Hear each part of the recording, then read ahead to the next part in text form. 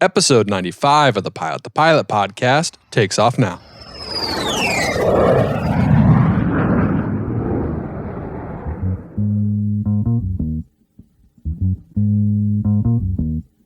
My name is Tanya Birzi. I'm a pilot, regional pilot for Envoy Air, which used to be called American Eagle. And I fly the 140, 145 Dallas base.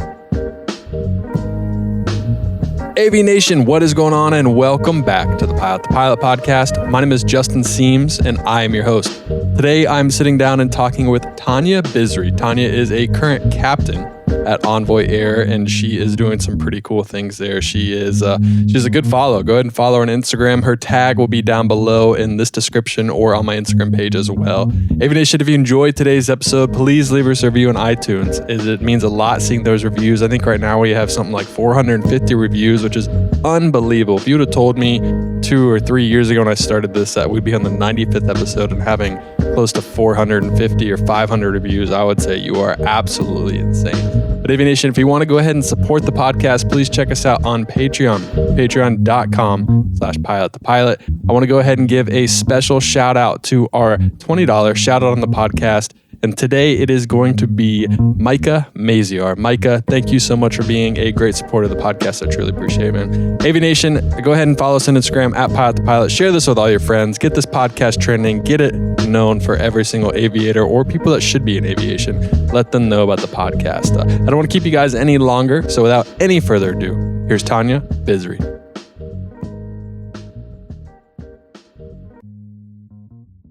Hey, Tanya, welcome to the Pilot podcast. Hi, thanks for having me. Oh, thank you for coming on. I appreciate it. Thanks. Yeah, so I've been following you for a while, not to make it sound like creepy or anything, but obviously from Chanelli and Gisela, I've been following you, and I think a lot of other people have been following your career and kind of seeing what you've been doing, and we're excited to have you on and tell your story. Thanks, I'm excited. Yeah, that's the way. So let's start from the beginning. I always like to find out what the original inspiration was for you to start a career in aviation. So what was the original kind of, like I just said, the inspiration for you to want to become a pilot? So I started, I would say, probably working the ramp in college. I went to Texas Tech from 2007 to 2011. I worked the ramp and gate and ticket for 4 years.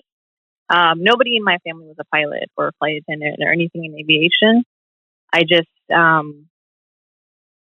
don't know, being around airplanes and seeing pilots and talking to pilots, I wanted to do that. I wanted to switch up my career. So I think that's what pushed me to it, I guess. When I was little, growing up overseas, I grew up in Lebanon. I thought about, I liked airplanes, but I guess never really thought about being a pilot or never thought I could be a pilot. So I thought about maybe military airplanes. I used to draw little military airplanes when I was little, but didn't, because that's all. We had a really bad war when I was growing up overseas. So we saw a lot of military jets flying over, not so many commercial. So I always loved, the airplanes, but again, not commercial, like not a commercial pilot or anything like that. Didn't know I could be that. And then when I made it, over here, Texas Tech College, worked the ramp and talked to a few pilots. And some said, no, don't do it, run away. And some said, yeah, go take a flight lesson, see if you like it. So I was going to Texas Tech to be a nutritionist. And halfway through, I told my mom, I was like, I want to go to flight school. That's what I want to do. Were you born in Lebanon? No, I was actually born in Denton, Dallas. And then we moved back. We moved to London for like a year, 2 years. My mom had to go to school there. She went to get her master's. So we moved with her to London and then went back to Saudi Arabia for a bit. My mom is Saudi. My dad's Lebanese. And then we moved back to Lebanon. And then I was there for about 10 years and moved back to the States in 2000. So you lived pretty much all over the place then. You're like a world traveler before you were like 10. A little bit here and there. Not like, there's still a lot of places I haven't been to. But yeah, I went from here to there and then back to here. So what was it like to, or I guess I'll ask this, you kind of mentioned Texas Tech is kind of, and the war in Lebanon, seeing the military planes. Was there kind of a culture of aviation at all? Was it accessible other than the fact of you seeing military airplanes, or was it kind of all like there was really no path for you to do that in Lebanon? Over there. Yeah, well, there is. I actually have a friend of mine right now. She's in the cadet program for Middle East Airlines. It's getting better, but I can't remember like at the age of 11, 12, 14, seeing anything that would, encourage females or anybody that wants to pursue a career in aviation to go this specific route. Like sometimes we have all these, I think I saw like Delta has this thing where they take middle schoolers, like female middle schoolers around these tours or trips to kind of encourage, kids into aviation and whatnot. We didn't have anything like that back then. Yeah. I guess. That would obviously be helpful to be able to see that it's an opportunity and see the planes up and close. Yeah, but now I think they do. Now I think they have a little bit more, and they do have flight schools and stuff like that in cadet programs. So nice. Well, it's obviously needed. So yeah, it is. Yeah, Middle East Airlines is pretty big over there, so they're the ones that do all that. I don't know the culture very well as I probably should, but is it welcome for women to be pilots over there? Is it kind of like a taboo topic, or is it pretty accessible and pretty widely accepted? It is. It is actually very accepted. There's Lebanon is very open. It's like I said, my mom's from Saudi Arabia, which I think Saudi Airlines is just now starting to accept female pilots, but Lebanon is the total opposite. They had no problems. They've had female pilots for a while. I think I'll actually send you or I'll like tag you in something. There's this really popular chick over there. She flies for Middle East Airlines. She's the captain, and her husband's a captain as well. Oh, cool. Or maybe he's an FO, something. But yeah, it's around. There's not a lot of female pilots, but now you're starting to see more. But Saudi for a while said no female pilots. So that's crazy. It's 2020 and we're finally getting female pilots in Saudi. Well, they're just starting to drive over there. So yeah. That's wild. Well, I'm glad that it's all changing. Yeah. Let's go back to you. Let's talk about kind of going to Texas Tech, and you were a nutrition, and then all of a sudden you're like, Mom, I think I actually want to be a pilot. I think I want to do this. Yeah. What made you actually make that jump? What was like the final thing that pushed you overboard to actually make the switch? Taking a flight lesson. Just that one flight. Was it an intro flight? Actually, I got, yeah. I did that, and then I paid for like an extra one, like an actual lesson where they taught you some basics, I guess. I can't even remember. And I got pretty nauseous. I'm not going to lie. I was actually really, it was so bumpy. The winds were gusty, but yeah, I remember I got back to my apartment. My mom was in town visiting. And I just walked in my room and I was like, this is it. I want to do it. And her advice was not to juggle 2 watermelons at once. What she said, she's like, finish one thing and then start another. So did you finish nutrition and then go to aviation, or did you just quit nutrition and go all in aviation? So the course I was on to be a nutritionist is you graduate with 4 years in a nutrition degree, but in order to be a dietitian, you have to do a master's, which includes, your 2 years in an internship, which I can't do if I want to go to flight school after college. So I tried. I thought it was possible to do my 4 years while I was going to that same flight school that I took that intro, whatever flight lesson was with Jacob, I guess, my first instructor. I can't like name, but yeah. So I tried to do both, and I quickly realized I wasn't going to be able to afford it because I was working my butt off over there at the airport, and I went from like, I think I was working almost like 30 something, 38, 37 hours, and I was going to school full time. So I would like work the ramp from like 3 a.m. to 8 a.m. and then come back and close. And I was doing everything I could to try to afford like one flying lesson, But I don't know. It was going to take me like 9 years to graduate with a bachelor's. So I just put that on hold. I only took like 3 or 4 lessons in Lubbock. And then I finished my degree, but I only did nutrition. I didn't do the dietetics program. So I didn't do the master's. I finished college, and then I went straight into flight school after that. How hard was it knowing that like you wanted to be a pilot and you didn't want to do anything with nutrition really? Like maybe you had kind of like a hobby where you still wanted to do nutrition, but not necessarily get the master's and be a dietitian. Was it really hard for you to be concentrated and not keep looking toward aviation the whole time? It was, because my counselor, I remember, called me in and she said, you have to have a portfolio like to submit for your master's. And she's like, all I see here is you working around airplanes. You have to make a decision. You're either going to work with airplanes, or you're going to apply for the dietetics program. And she said, you only have, however many months to submit your portfolio. And I said, I'm going to flight school. So see ya. Thank you. Yeah, exactly. What were your choices for flight school? Was it to stay in Lubbock and maybe train? I don't know if they have a 141 school there with the university, or did you just go to a local airport in the area? Yeah, it was just a local airport right there, whatever it was, Lubbock Aero, I think it's called.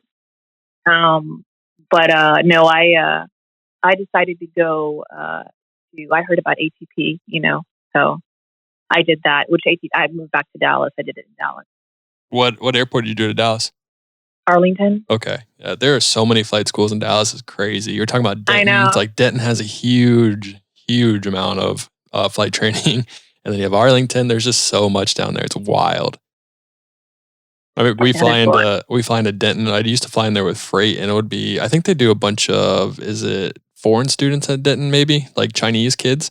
And it was always kind of interesting going in and out of there and trying to be like, because some of them don't speak the best English yet and they're still working on that. So it always made it a little extra challenging going into one of those airports. And then they had the tornado go through there a couple of years ago that like tore up not all their planes, but some of their planes. So it's definitely interesting out there. Yeah. Yeah. What was your training like once you finally made the jump? And I guess you're done with school, you're doing something that you really want to do and really love. What was the training like? It was intense. I did the 0 to 6 months. You get all your ratings, like all your CFIs, everything. I told everybody, I said, I wouldn't say it's like, it's not mentally challenging. It's intense in a way where you kind of have to zone everything out. You lose your friends. You don't have a social life. You're flying every day. I think we got like Christmas and Thanksgiving, I think. But if you're not flying, you're doing something at the flight school. So, you have to kind of keep up with a program where they don't want you to, skip a check ride or fail a check ride and all these checkpoints. So, and if you don't want to do the 0 to 6 month program, they offer you the other program, which takes a little bit longer. It's more expensive, but you can sort of take your time if you have a job or, you have kids or something like that. So they have different ways to do it. But if you commit to the 0 to 6, then you have to do it in 0 to 6 months. That's crazy. It kind of prepares you for what the career is going to be like because you treat it like a job, right? Like it's every single day. Exactly. There's no breaks. Like you're just doing it.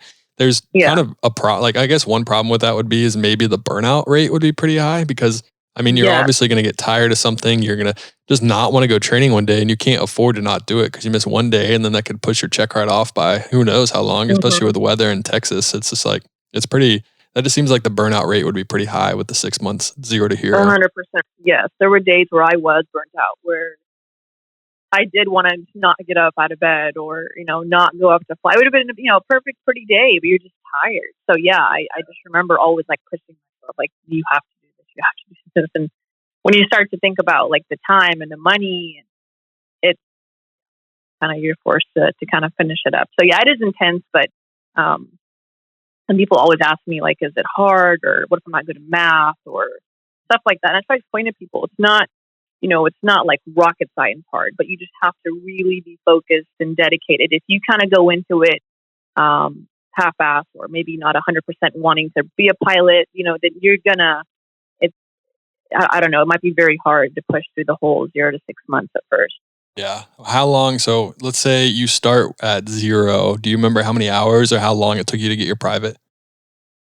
Oh God, no, I don't. Was it like a week later? You're like, oh, I'm a private pilot lesson. Got 60 hours now. Yeah, it's pretty quick. I remember soloing and I was like, oh my God, this is happening. Yeah, I just started on Monday and it's Tuesday. Yeah. They actually they'll put your name on the board. Like we had this, TV and it's like you start and when your check ride is, and it's pretty quick. I wanted your instrument was like a week and 3 days or something like that. I remember that. Yeah, it's really intense. So I can't remember the private.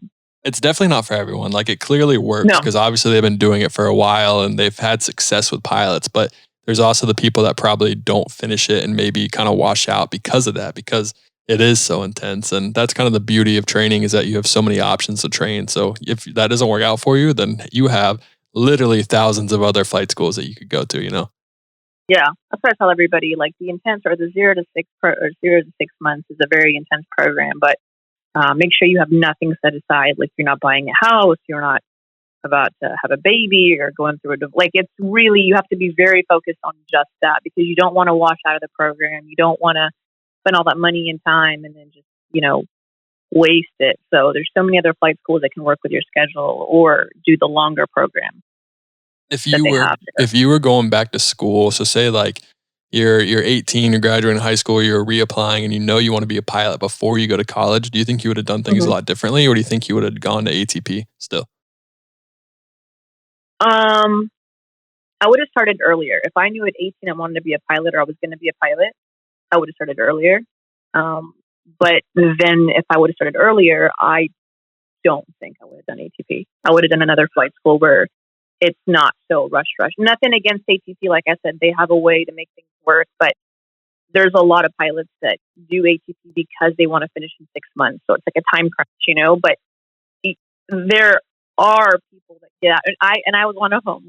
You graduate or you leave and you have everything. You're just like, what just happened? Like, I need to go back and, review. Now I have to teach somebody, it's very quick. So yeah, I would definitely say if I could do it again and I was at a younger age, I would probably go somewhere else. Speaking of it being very quick and you going to teaching people, did you then teach at ATP? No, I actually didn't. I left Dallas to come back to Houston, and I was going to stay with my mom here in Houston because she has a house here. And I was like, let's just, because now all the bills are piling in, like all the now you got to pay for it, yeah. So my Texas Tech bills are coming, and my ATP loans are coming, and I'm not making any money, because when I was going to flight school, I had my own apartment in Dallas, and thankfully my mom had helped me with that. So, I couldn't basically stay there and pay for that. So I had to come back and maybe work at one of the flight schools here in Houston. But at that time, it was when the 1,500-hour rule came out, and all the FOs were, leaving to get their time. So basically I was on a list at some of the flight schools out here because they were giving priority to airline FOs to come in and instruct. So I didn't find a job in Houston right away instructing. So I ended up hopping around. I did a corporate gig for a little bit, and then I did right seating, semi-flight for a little bit, just trying to do something, It's crazy how you brought up the fact how you couldn't find a flight instructor job right away, because now I feel like if you have enough time to be, and you are a CFI, anyone will take you, and they actually pay you pretty well. But it wasn't too long ago where it was almost impossible to find a CFI job, and you had to have like 500 hours, 600, 700, 1,000 hours, and you had to be a pretty good flight instructor to get a good job. So it's just crazy how it's all changed, and it's all changed for the better. It is getting a lot better. Yeah. Because for a while I sat back and I was like, I can't find. So I was just trying to find any job at that point because I had to pay all my student loans, and that was challenging. So then I was very, very grateful after that whole year of doing side corporate gig, which did not work out. I ended up flying pipelines out of Houston. Yeah, and it worked out great. What kind of planes were you flying? 172, 182. Actually, we had a 182. Were you flying like really low to the ground? Were you like at 500 feet or 1,000 feet doing pipelines? Yeah, like 500. Yeah. That sounds awful. Yeah, it was. You smell like a goat by the end of the day. Yes. Oh my gosh. Yes. Oh man, it's so bumpy. It's like, but here's the thing: there was good and bad. Like, you smell like poo when you get done with work. You're flying a lot, like 6 hours a day. But they were so flexible with the hours and the days. Like, as long as you flew routes, certain routes had to be flown twice a week, certain routes once a week.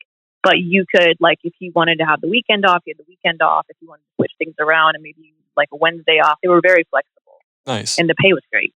So. Yeah, that's good. I did aerial survey, so it wasn't necessarily pipeline, and I didn't have very flexible hours. They kind of told me what to do, and I'd be gone for 3 weeks.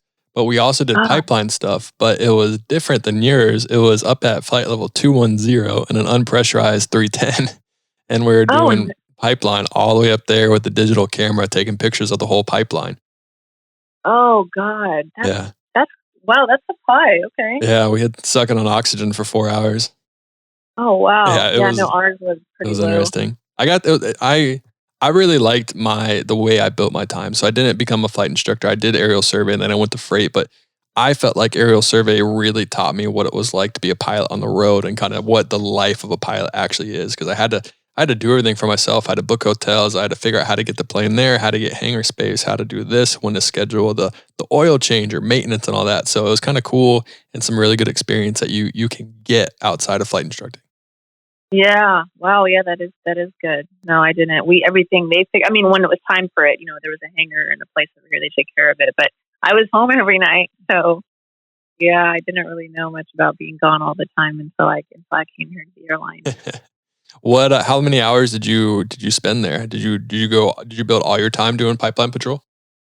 Pretty much, yeah. Because the corporate thing, I mean, we flew nothing. I mean, it was, yeah.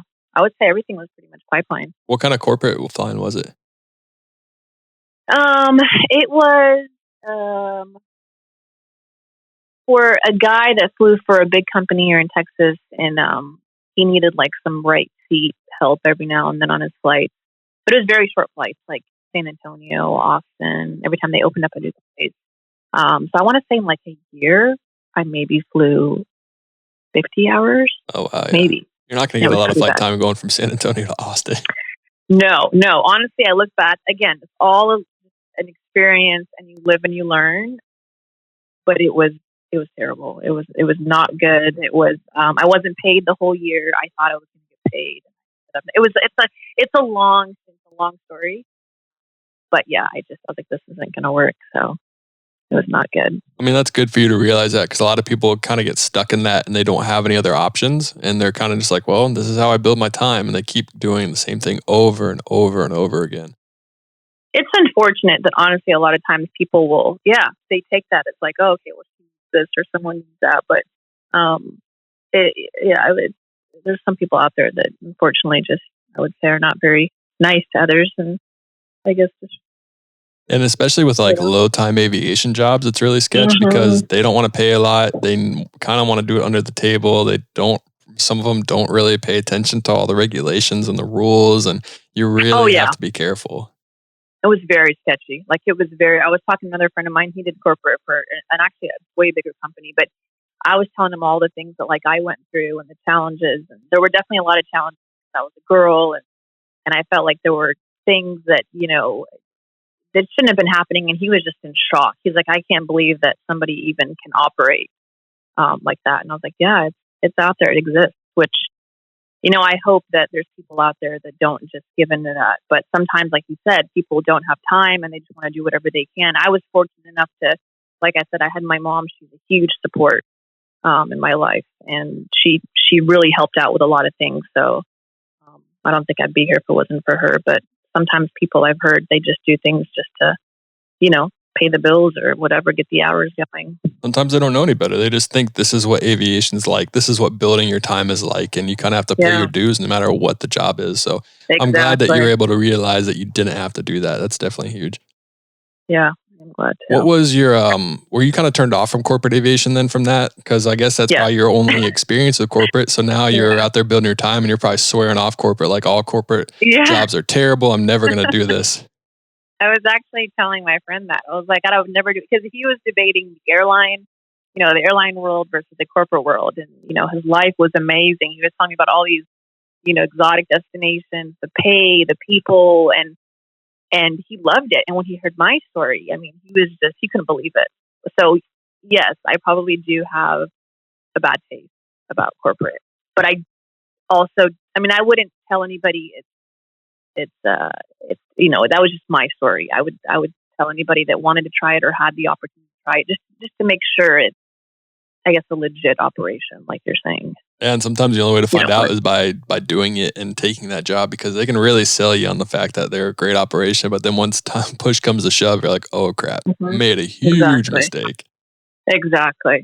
Yeah. And mine, that was mine. It's not so much the money, but I feel like I wasted time, because a year is a long time. I could have been at the airline a year earlier, Yeah, and that's huge, especially now, like seniority wise, like a year could make a huge difference. Like think about if the economy crashes or whatever, and it could even be a day, a month, a week, that can separate you from upgrading for years and months, and it's happened. I know. It's crazy. And exactly. It's really big. It's a huge, But yeah, I just hope that other people, whoever, decides if they do have a chance to do corporate, it could be great and it could be sketch. So I guess, like you said, you just kind of have to go through it and see for yourself. Yeah. What was, so now you're flying pipeline, or you were flying pipeline, you're building all your hours. You would get 1,500 hours before, or was ATP a restricted ATP where you only needed 1,000? How did that work? No, the 1,500. I got the 1,500, did the ATP written, and then got hired on, not restricted. Did you apply as soon as possible? As soon as you hit 1,500, Oh, like, yeah. Peace, I'm out. Dude, I had it like on the calendar. I was like, this route and this route are going to top me off. I only applied to Envoy or Eagle back then because, so when I was in college, I did 2 years at Continental Express and then 2 years at Eagle. Or maybe it was like a year and something at Eagle. And so when I came back, I was able to keep my employee, like I got my same employee number and I got some of my company seniority back. Not pilot seniority, but company seniority. So it's like vacation wise and stuff?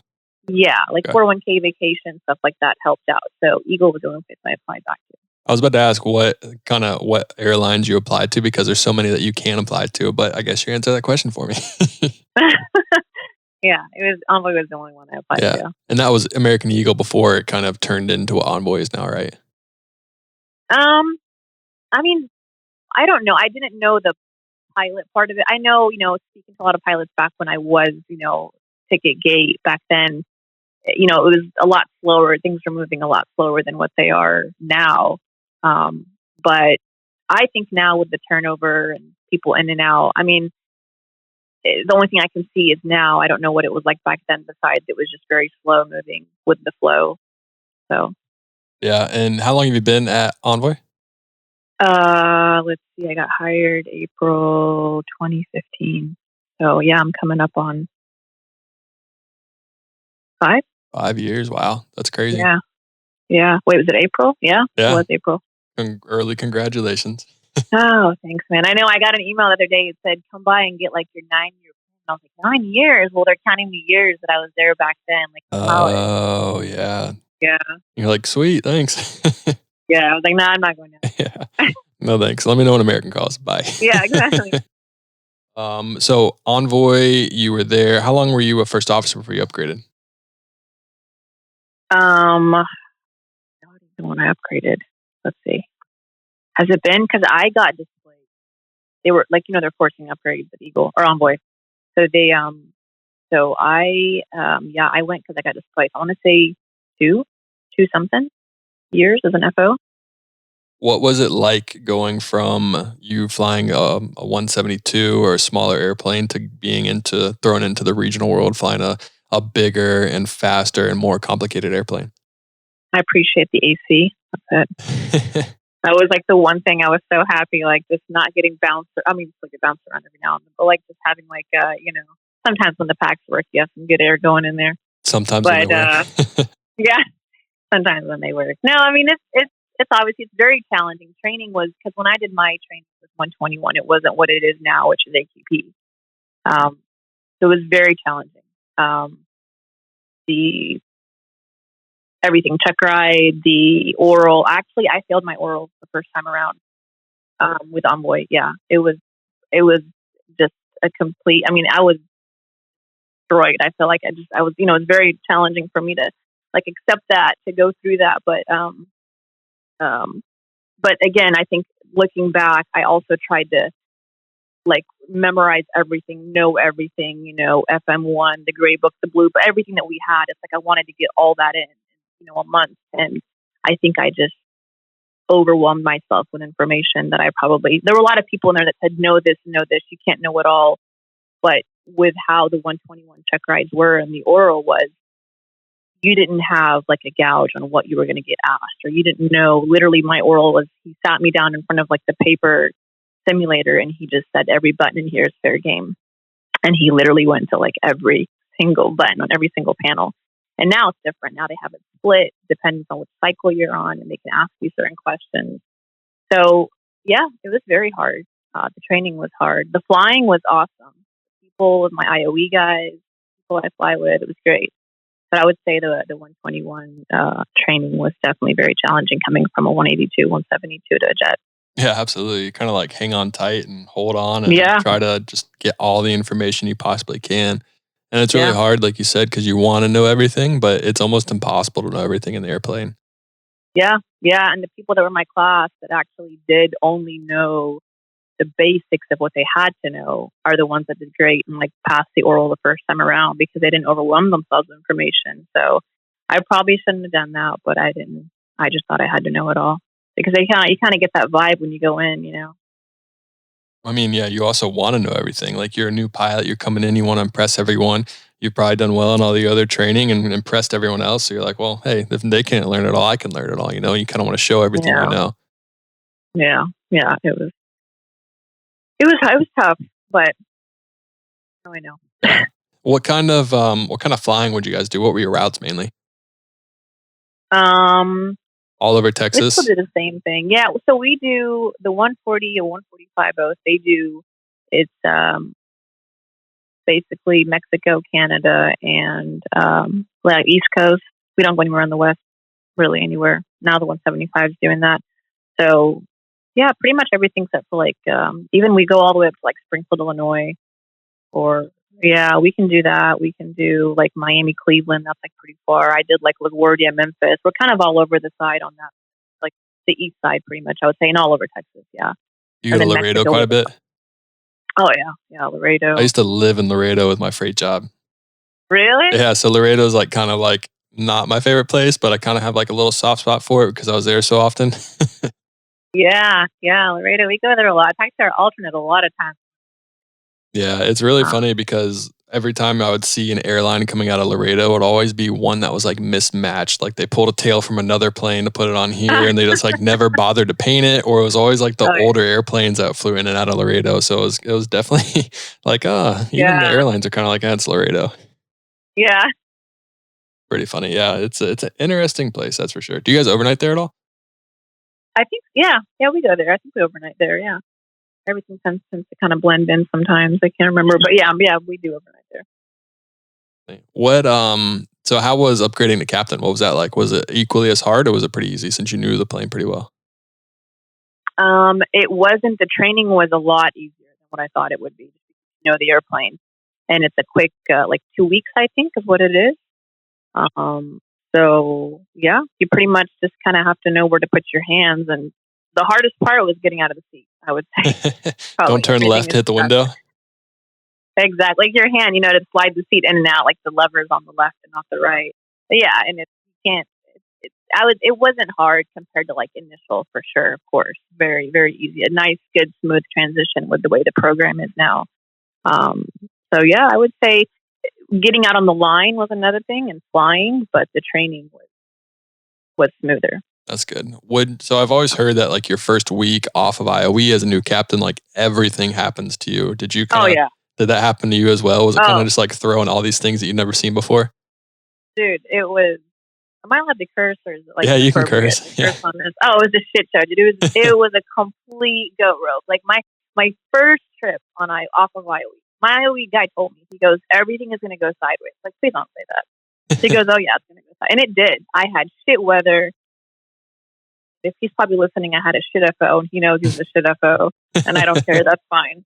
But the airplane had maintenance. Oh, it was terrible. And actually, like 3 of my friends that were in the same class, like new hire class, they had all canceled, and they were all like there, like encouraging me. Oh, it's your first captain flight, And I was like, why aren't y'all flying? And they're like, oh, we canceled because the weather was that bad.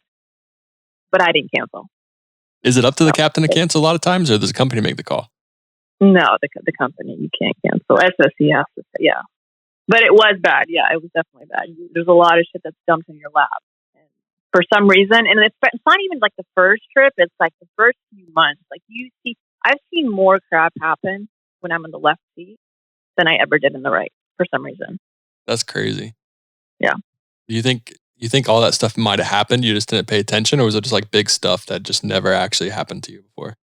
Like losing pressurization 3 times, like bleed leaks, like stuff, like actual things that I would probably remember as an FO. But I'm pretty sure there were like small things that I probably never noticed as an FO between like the captain and the dispatcher. But big maintenance issues, I think I've seen more. But then again, I also think it's because these airplanes are retiring. So maybe they're on the way out. Who knows? Do you have plans to maybe upgrade to a different airplane? Do you want to fly the 175, or are you kind of holding out here until you can get the flow or go to a major? So I can't switch now because once you switch, you're seat locked in that airplane for 14 months. And that does prevent you from flowing. So when it really? was time for, Right. yeah, that's how they, I guess saves them a lot of money from people swapping left and right. But yeah, when it was time to upgrade, there's actually the girl in my class took the 175. She upgraded earlier, a year before I did, and she took the 175. But she was on reserve for a whole year. She lives in Dallas, but she did like airport standby pretty much 90% of the time. And I think seeing her go through that, I just didn't want. Commuting on reserve is terrible. So I didn't want to do that. So I chose the 145 to have a line right when I get off of IOE, which it worked out I did. But I think I had sent a message to the training center because I was hoping I could switch to the 175 without them seat locking me in. But also training, when they send you to training, is also based on seniority. So I said, is there a guarantee that you guys could send me to training pretty soon so I'm not seat locked for my flow? And they said there's no guarantee. So after like all of that put together, I was like, do you have an idea when your flow will be? Like, I mean, I don't really know much about the flows because I fly corporate. So I know that they kind of like say, oh yeah, sometimes you can flow in 4 years, 5 years, 6 years. Is it very dependent on a bunch of things, or is it kind of set in stone? No, it is. It changes. Like right now, like when I got hired, they said it was 6 years. And I think there was a guy I saw the other day in the van. He said he just got hired. He's on the 175 and they told him 7 years.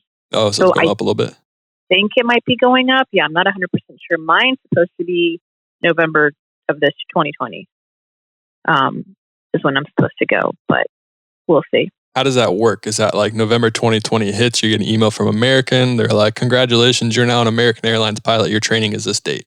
Or is it like you start training on November, whatever that date?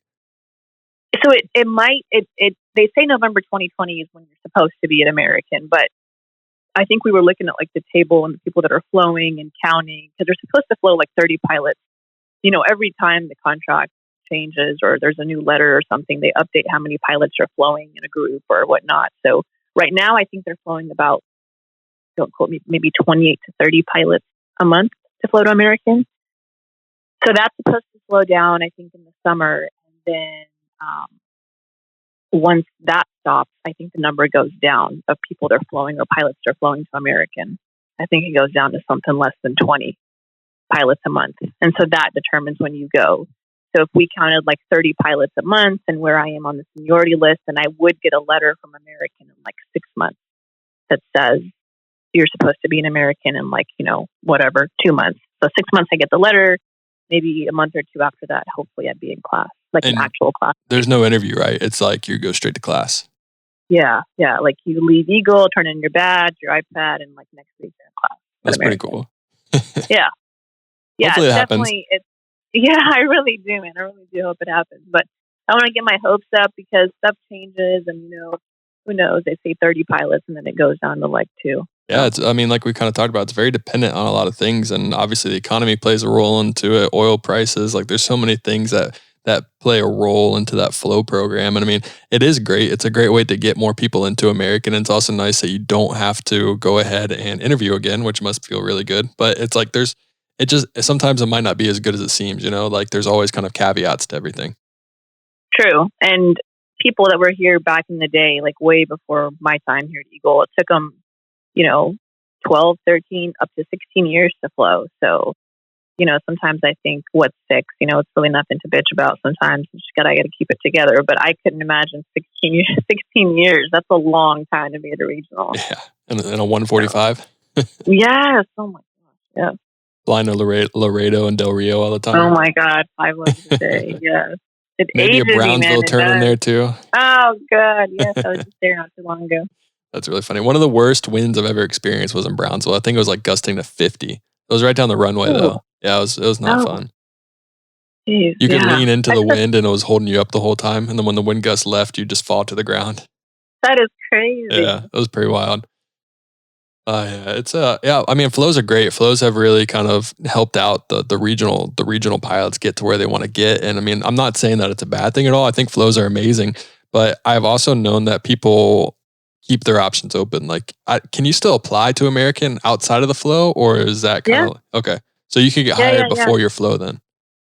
Yeah, like I have my application out, but yeah, there's lots of people that have gotten hired before the flow. I don't know what the trick is, but yeah.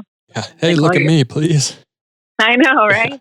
Here. Yeah, mass email every single chief pilot of every single base over and over and over again. Yeah, I don't know what it is, but yeah, sometimes I've heard, no, you have to have 500 hours PIC. I've heard, no, your uncle has to work there. I've heard, I don't know what it is. I've heard you have to be a check airman. It's so many different things, but you ever like ask somebody, that's, I've asked a few recruiters and chief pilots, and they're like, no, we don't know what the magic way is to get people in here. My dad flies at American, and I can't get hired at American, so it's kind of the same thing. It's like, That's I have no crazy, idea. really? Yeah. See, I was flying with a guy. His dad was at United. And he was like, yeah, the dad said as soon as you just go through captain class, like get that, rating, and I can get you into United or put a good word in. So I don't know. I guess maybe it's a different airline, or yeah, who knows? You should be an American. You should go. I mean, if they called, I'd think about it, you know? Yeah, because you do corporate stuff now, right? Yeah, I do. So I fly corporate right now, and I really enjoy corporate. And the place that I'm at has a pretty good career path. It's probably one of the better corporate places. We're pretty much an airline. We have close to 500 airplanes, I think all in all together, including Europe and other stuff. We have 700 airplanes total, which makes us like the fourth biggest airline in the world if you add it all up. So we're pretty big, pretty prominent, and we do some really cool flying. I never know where I'm going to go, which I actually really like that. And the whole thing of flying the same route over and over again does sound boring, but the airline pay sounds pretty good too. Yeah, that's true. But it sounds like a pretty cool gig. Yeah, like I said, if you're with a good company. Yeah, flying pretty much a brand new plane too. We have I think just over 100 citation latitudes. So I think each one, the oldest one we have is probably 2 years old, flying brand new Garmin G5000 equipment. So I mean, life's pretty good. Oh, I don't jump seat on our airplanes then. I won't. Or at least not my 140. we don't jump seat. They buy us airline tickets everywhere we go. God, rub it in my face. Yeah, but that's the worst part of our job, honestly, is being on the airlines and sitting in the seats and kind of really. Yeah, because we don't really. We're in uniform a lot, so people think we fly for the airline. So whenever there's a delay, we get like the stink eye, and we're accessible to them. So like, why are we delayed? It's like, I don't know. I don't fly for you. It's like, I don't know where your gate is. I'm sorry. I can help you find it, but I don't know where it is. Yeah. Oh gosh. Yeah. That's nice. I've heard a lot of good things, like I said, about corporate. Maybe I just got the not so lucky one. Yeah, I mean, well, it's interesting times too, because like I said, corporate has to kind of step their game up to keep up with the regionals. So they have to find a way to get a pilot from going to the regionals to where they're like, well, my flow's almost up. Why would I leave? So they need to find a way to attract those pilots too, because there's always going to be corporate flying. There's always going to be people that want to fly in their own private jet or want to kind of do their own thing. So it's something, it's just an interesting time for aviation. Yeah, that's true. So is your goal American Airlines? Is that kind of always your goal, or would you go to another airline if they hired you to? No, I'd go to another airline. Yeah, if anybody called me, hell yeah, I'd leave. I mean, I don't have anything tying me to like American or Texas, or I don't know if I would do international. Like the longest time, my family in Saudi Arabia, they were like, "Why don't you come here for Emirates?" But I don't know if I would do anything overseas. But I would go, the three major ones like United, Delta, American. That's what I have my application out with. Yeah. That is interesting to think, because you probably have, I guess a lot of people have the ability to go fly the Middle Eastern airlines. And for a while, that was kind of a pretty good track when the U.S. airlines weren't paying very well. But from what I've heard, I feel like those might have dried up a little bit. They're not paying as much or hiring as much, or is that wrong? No, I've heard that. I've heard they're not. I met a guy he's jump seating on United, the 777FO, and he said he was there at Emirates for 5 years. He said he loved it. You get to see the whole world. He said, if you don't have a family and you're single, do it. But you're gone a lot. He said the trip trading, the flexibility you have here in America with schedules and the union and all that kind of stuff is not something you'll get to do over there. So it depends if you're looking for money and seeing the world, they do pay well, but you're gone all the time. So he said it didn't work out for him because he had a family and his wife wanted to come back home. But I've heard good and bad. Yeah, absolutely. It kind of depends on who you are and kind of like you said, Yeah. the space you're in your life. Like there's a time and place where going halfway across the world to go fly and travel the world, and then you have a family and your priorities change pretty quick. Yeah, exactly. So it depends, where you are, if it's family, who you're with. Yeah, everything changes. What's one of your favorite things about working for an airline? Like, I don't know if it's like a certain route that you have or the plane you fly or the people you fly. Is there anything that you like? Honestly, people, probably just the The people I people? fly with. Yeah, we were actually just talking about that as a few pilots. We're all flowing this year, and we were saying how we're gonna miss, even though we gripe about this or that, or 5 legs a day or whatever, but we're gonna miss like the people that we actually fly with. It's a small regional. Well, we're not that small, but at American, I heard that the crews aren't.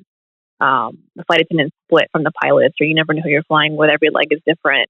At Eagle, you kind of develop a bond with certain people. If you have a good crew, it's a great trip. You can have a great trip on a shit crew, and you want to go home.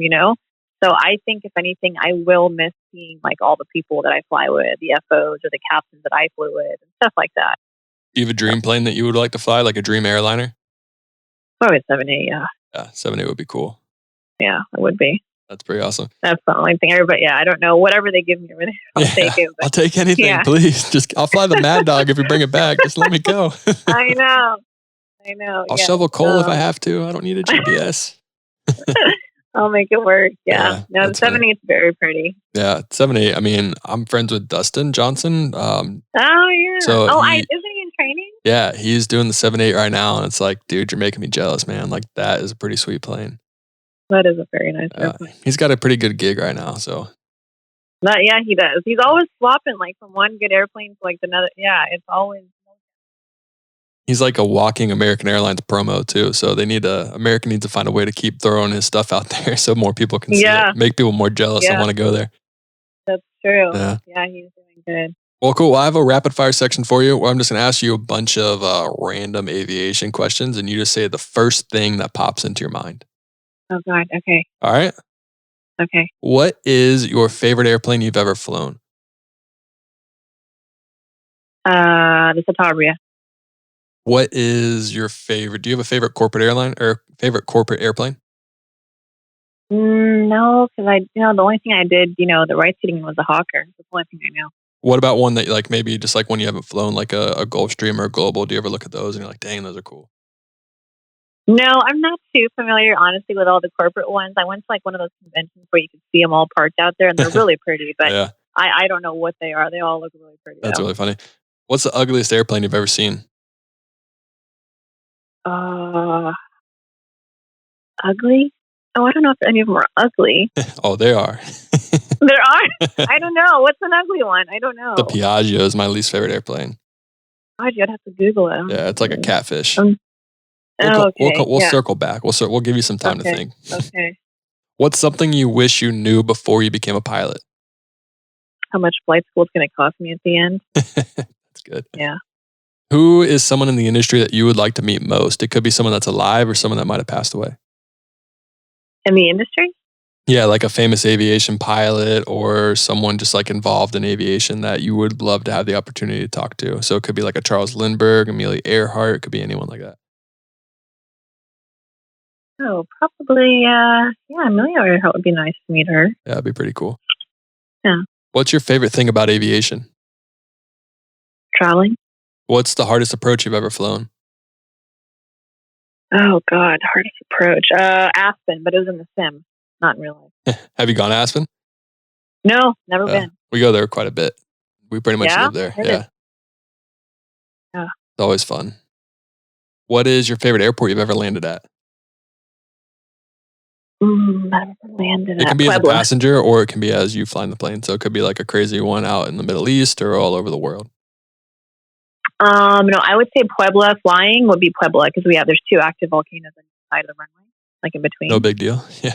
Yeah, that one, flying it. And then as a passenger, I think St. Martin is really nice. Yeah, St. Martin's awesome. I was just there like 3 days ago. I just got to land there for the second time. So it's pretty cool. Yeah, I didn't want to come back. Chicago, I live in Chicago and coming back and the weather was like 9 degrees with the wind chill to like -15. I was like, yeah, I'm going to stay here. Yeah. I don't want to go back home. Thank you though. I don't blame you. Yeah. What's one of your least favorite airports you've flown to? Least favorite, God, Del Rio. Yeah, Del Rio kind of sucks. No offense to anyone from Del Rio. Yeah, I know. I was going to say. No offense. Do you like flying IFR or VFR better? So this can kind of go back to your training days or compared to where you are now. Oh, probably VFR. Yeah. That'd be pretty. Would you rather fly over the mountains, beach, or city? Beach. What's your favorite airport food to have on a connection? Chicken fillet. Yes. And I call it chicken fillet. It's the best. It is. Are you more of an Airbus fan or a Boeing fan? Ooh. Or whoever pays you the most to fly their plane? I don't know. I'm between both. I don't know. Like I said, I like the 787. I'd like to stick to the Boeing, but I've heard so many nice things about the Airbus. So I don't know if I really made up my mind. Yeah. Fair enough. From the outside, I like the Boeing. I like the way the Boeing looks from the outside. There we go. Well, do you have a favorite airline livery? Qantas. Qantas? I haven't heard that one yet before, so there you go. That's a good one. Qantas, yeah. Would you rather fly one long trip, so say like 1 6-hour, 7-hour or longer trip, or would you rather have 5 short trips in a day? Yeah, I actually talked about that with my FO. If I'm not swapping aircraft every leg, then 5. I'd rather do that. If I'm swapping every leg on a 5-leg day, then I'd rather do 1. What is your worst experience you've had with a captain or an FO? I had one of both. Which one was worse, you think? Yeah. I guess pick one. Yeah. I would probably say the captain. The captain experience was bad. Yeah. There's a lot of bad experiences with captain FOs, and it could just be a personality issue, or it could just be that guy's kind of a jerk. Yeah. I'd probably say the captain was probably like the scariest or worst experience for me. The FO was just an attitude problem. I think it was the attitude, but the captain was like not a good experience. What's the hardest check ride you've ever taken? Probably this one, the 121 here, my initial. What's one of the biggest regrets you have? What is one of the biggest regrets you have in your career? Not starting earlier. What's the biggest win of your career so far? Actually doing it. Piper or Cessna for a general aviation plane? Cessna. What is one thing you always have to have on you while you're flying? Chopstick. Yeah, that's a good one. All right, cool. Those are all the rapid fire questions I have for you. So I appreciate you coming on the podcast. You've survived. It is now done. Congratulations. It wasn't too bad, was it? No, it was fun. I enjoyed it. Absolutely. I appreciate you coming on. It was fun talking with you and hearing your story and hearing more about you and what you do and kind of learn more about what it's like and what life at Envoy is like. So it was really cool talking with you. Thank you. Thanks for having me. I appreciate it. Yeah, no problem. It was a lot of fun. And that is a wrap of episode number 95 of the Pilot the Pilot podcast. Like I said earlier, I cannot believe it's been 95 episodes. There's 5 until 100. We got to do something big for an episode number 100. If you have any ideas, let me know. Possibly interviewing my dad, maybe having my interview finally come out. So maybe I'll have my wife sit down and interview me and we'll kind of just talk about how I have gotten to where I am today and why the Pilot podcast. It could be fun. But Aviation, let me know if you have some feedback for me. Email me at pilotthepilot@gmail.com. Check us out on Instagram at pilotthepilot. Shout out to Mike Amaziar for our Patreon of the week. Aviation, that's all I have for you. As always, happy flying.